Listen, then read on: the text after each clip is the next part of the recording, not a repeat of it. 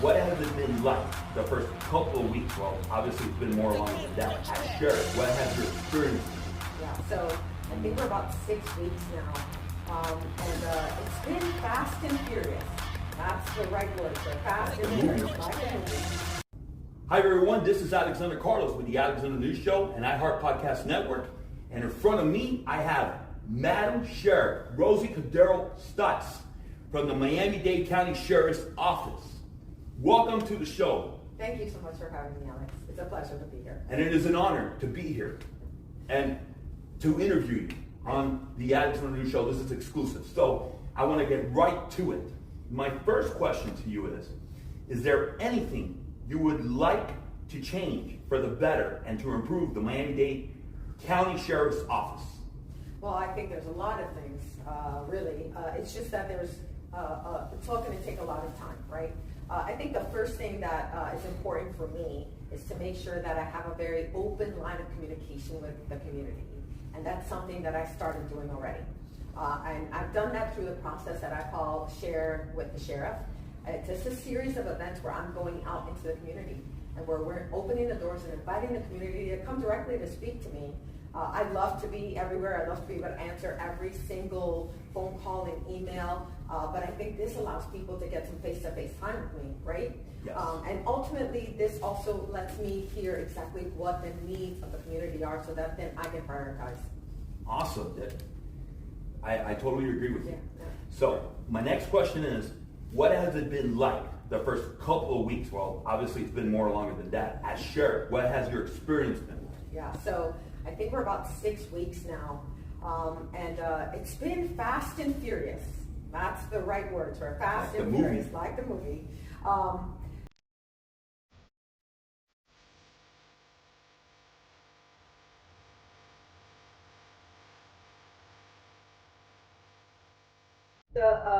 So we're dealing with things internally, right? We're reorganizing, prioritizing. I'm sending out a lot of my mission statements and making sure that my team is on it, and they are. They're doing a great job, and they're adjusting and adapting as well too. And then at the community level, right, creating all these opportunities for us to connect with our community, and then outwardly making sure that we're sharing, right? We want the community to know what the Office of the Sheriff is about, what we're doing, and how we're going to do it. So fast and furious. And let me tell you, as a citizen and business owner, I am seeing the changes. I see more officers on the streets. I'm seeing more of these machines, the speed machines. I don't have a vocabulary for it, but you're going over the limit. Yeah. Digital machines, I guess you call them. Yeah. More speed traps as well, more officers. And I'm sorry if I said it the wrong way. Giving tickets. Yeah. So we are actively working on that's part of one of our pillars is sending out the message that traffic is important. I'm seeing it. And we need to make sure that we are obeying the law because it's for the safety of everyone in our community. Yes. So my other question is, how long will it take to convert all of the current Miami-Dade County Police vehicles in regards to the markings on the vehicles that say Miami-Dade Police to Miami-Dade County Sheriff? Well, it's going to be a long process. First and foremost is because we want to do it in a way that we do it responsibly, right, when it comes to the money. It's very expensive. So what we're going to be doing first and foremost is changing the graphics on many of the vehicles that are newer so that we're not changing out the entire paint scheme. And then as we order new cars, we'll order those with a new paint scheme. So it'll probably take 3 to 4 years in total. Wow, that's how long it takes. It's going to take some time. Because the truth is that it would be very, very expensive to repaint every car in the entire fleet. And that costs money. Of course, and so we have to be good stewards of our taxpayers' money.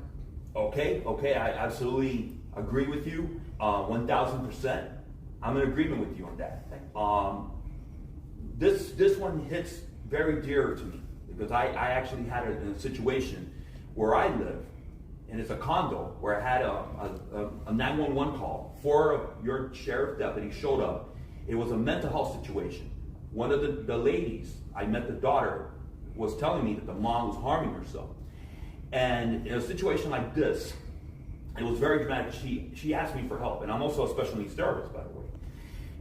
What will be the first mental health initiative you will implement with the Miami-Dade County sheriffs with mental health individuals and also special needs, which is autism and special needs, other disabilities? Yeah, so one of the very first things that we're doing is the expansion of a program that where we currently have. It was in 2-3 districts, and now we're going to be expanding it out to more districts where we have a co-responder model. When we get 911 calls that have to do with mental crisis, we have specially trained officers, highly trained officers, in conjunction with clinicians that respond to these calls. Wow. So that we have someone who can provide services on scene. Additionally, these clinicians will be able to provide follow-up and services and resources to these individuals. Our hope is that we are able to reduce the number of calls for service to that family, to that individual in need.